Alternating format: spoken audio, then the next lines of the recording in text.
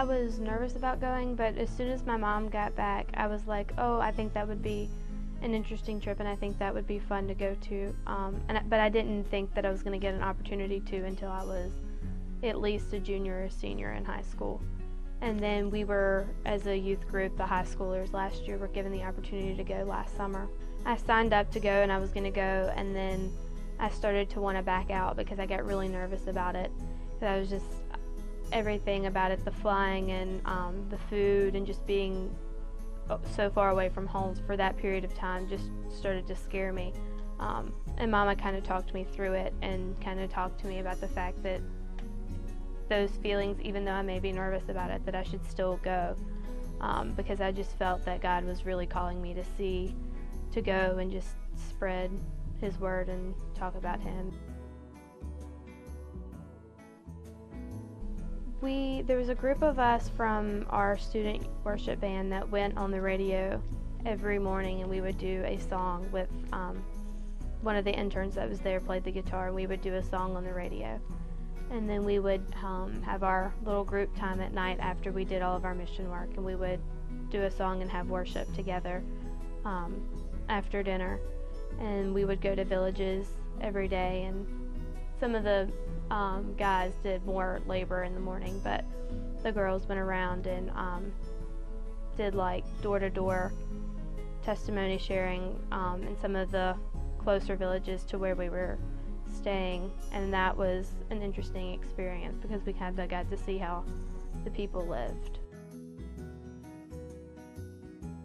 Seeing how in need the people of Nicaragua are, I'd heard stories, but just seeing it and being there and experiencing it was a completely different thing than what I had heard. It was just eye-opening, the struggles that they face compared to what I would struggle with here.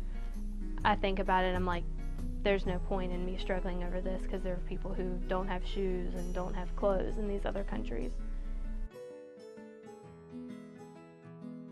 Before I went, I was really strong in my faith, but I think when I came back, I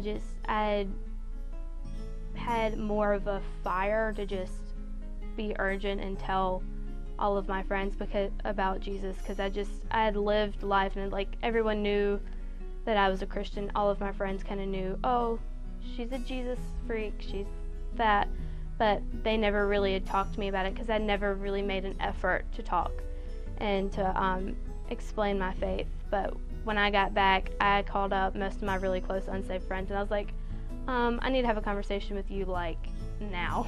And I did that, and a lot of them actually listened, and they just let me talk, and they listened. Some of them were more accepting than others. Some of them just pushed it away, but it was more of that urgency just to get it out.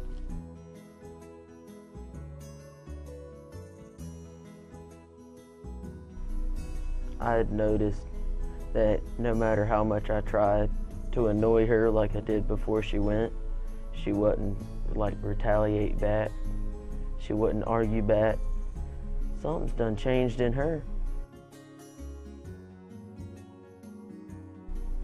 Just noticing the changes in them and how they talked about it. And the first question I asked when they walked in the door is, when are we going to get my passport to go next year?